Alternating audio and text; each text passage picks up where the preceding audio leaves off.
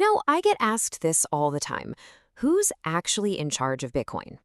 It's a great question, right? I mean, there's no CEO to call, no headquarters, no board of directors. So when you need to change the code that's securing literally billions of dollars, who gets to make that call? It's honestly one of the biggest mysteries in crypto. And the answer, well, it's way more interesting than you'd probably guess. All right, so let's just jump right in. The short answer is kind of weird. It's nobody and everybody. I know, it sounds like a riddle, but it's actually this pretty revolutionary system of governance. To really get it, you basically have to throw out everything you think you know about how a normal company is run. Honestly, the best way to wrap your head around Bitcoin's governance is to think back to like a high school civics class. Seriously, this is not a top-down corporation. It's way more like a global, decentralized state. It has its own kind of digital constitution and this really brilliant system of checks and balances, just like you'd find in a government. You've got these different branches, each one has its own specific power, and critically, each one keeps the others from getting too powerful. So let's meet our first branch of government, the developers. You can think of them as the architects, or maybe the legislative branch. They're the ones who propose the new laws and design the blueprints for how Bitcoin could evolve. So these developers propose changes through something called a Bitcoin Improvement Proposal, or a BIP for short. Just think of a BIP as a formal public blueprint for a new feature. They design it, they write the code, and they really act as the guardians of the network's quality and safety. But, and this is so important, their power is strictly limited. And this quote really gets to the heart of it. A developer can write the most elegant, brilliant code in the world, but they have absolutely zero authority to force anyone to actually use it. They can suggest a new law, but they can't command its adoption. For that to happen, they're going to need the other branches of this digital government. Which brings us to our second branch, the miners. Now, if the developers are the architects, you can think of the miners as the construction crew and the police force, all rolled into one. They are the executive branch, and their job is to enforce the rules and actually build the state, block by glorious block. Miners use an incredible amount of computational power to solve these really complex puzzles. You know it as proof of work.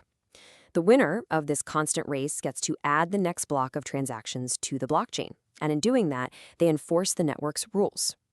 They're also really crucial for signaling whether or not they support a new proposal from the developers.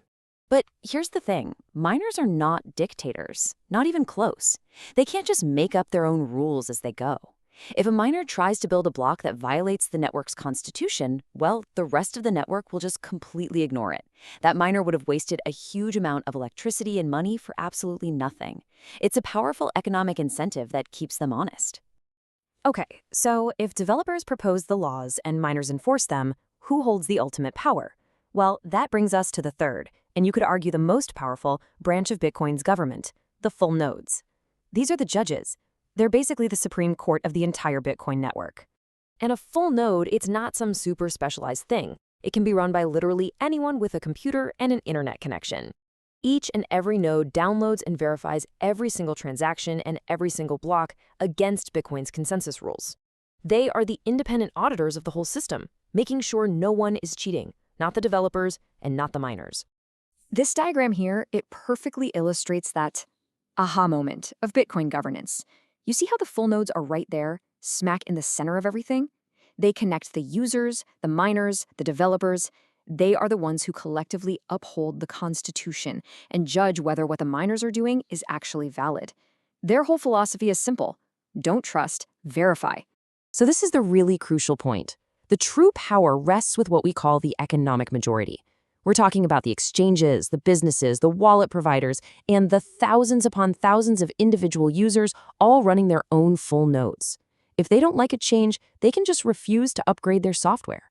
A law proposed by developers and supported by miners means absolutely nothing if the judges, the nodes, rule it unconstitutional. And look, this isn't just some abstract theory. We have actually seen this balance of power play out in a super dramatic real-world conflict. Let's dig into the story of this SegWit upgrade, because this was a true test of who really controls Bitcoin. So here's the play-by-play. The developers proposed this really critical upgrade called SegWit. But a big, powerful group of miners, they just blocked it, said nope, not happening.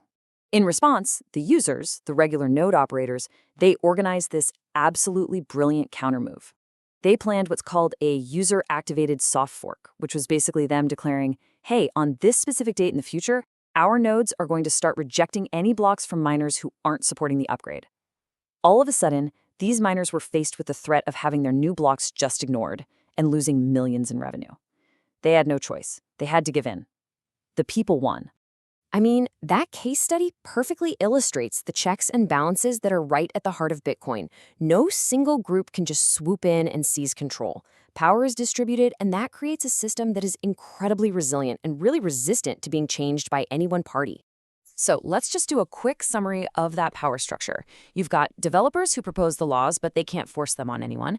You have miners who enforce the laws by building blocks, but they are checked by the economic power of all the nodes. And finally, you have the nodes and the users who, just by choosing what software to run, act as the final judges. They hold the ultimate veto power.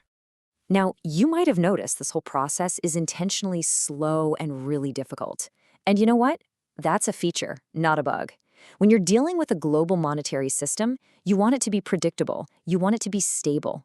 This built-in conservatism protects the network from any hasty decisions or even malicious changes. Ultimately, it all comes back to this one core principle. In the decentralized state of Bitcoin, sovereignty, the real power, truly lies with the people. It's a system where your choice of which software to run, well, that is your vote. And that leaves us with one last, kind of provocative question to think about. This system was designed from the ground up for maximum security and stability, which makes rapid innovation pretty hard. In a world that's changing faster than ever, is this slow, conservative approach Bitcoin's greatest strength, the thing that ensures its long-term survival? Or is it a critical flaw that might hold it back? The answer to that is probably going to define Bitcoin's entire future.